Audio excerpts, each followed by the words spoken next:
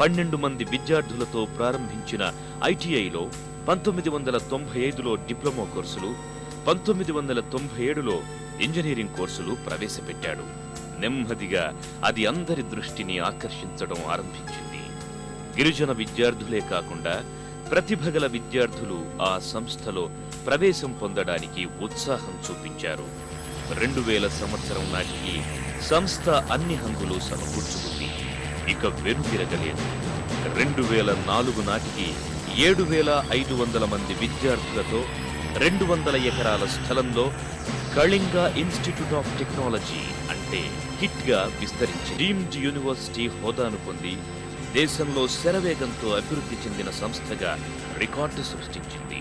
Nobel గ్రహీతలు అనేక మంది ఆ క్యాంపస్ లో అడుగిడి అనేక అంశాలపై ప్రసంగిస్తూ విద్యార్థులకు స్ఫూర్తినిస్తుంటారు.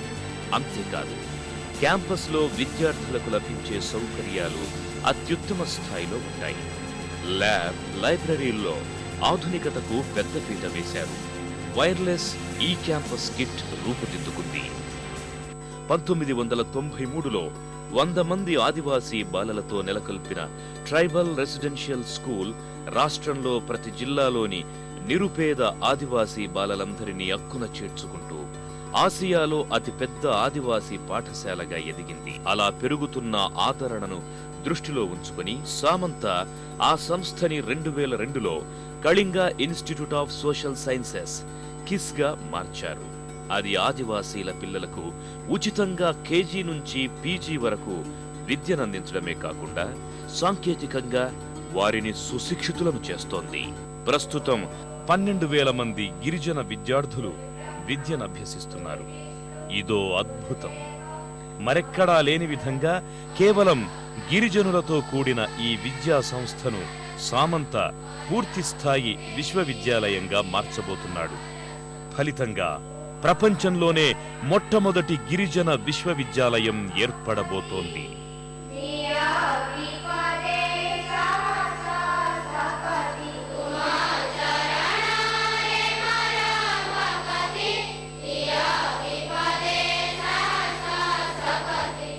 పాఠశాల విద్య, ఇంటర్, డిగ్రీ కోర్సులు, బీబీఏ, బీసీఏ కోర్సులతో పాటు పోస్ట్ గ్రాడ్యుయేషన్ కోర్సులు కూడా ఈ క్యాంపస్ లో ఉన్నాయి.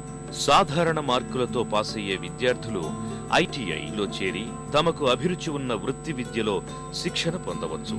అలాగే driving, TV, mobile repairing, tailoring, food preservation వంటి వొకేషనల్ కోర్సుల్లో కూడా శిక్షణ తీసుకోవచ్చు.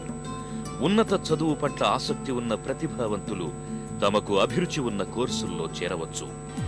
గిరిజన పిల్లల కోసం ఏర్పాటైన కిస్ ప్రాంగణంలో సువిశాలమైన భవనాలున్నాయి.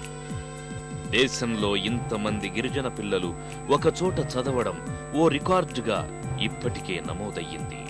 ఏ హైటెక్ నగరంలోనో వెలిగిపోతున్న కార్పొరేట్ సంస్థలు సాధించిన ప్రతిభ కాదిది. అడవుల్లో ఉంటూ నాగరిక సమాజంలోకి రావడానికే భయపడే అటవీ పుత్రులచే కిస్ అద్భుతాలు సాధించింది.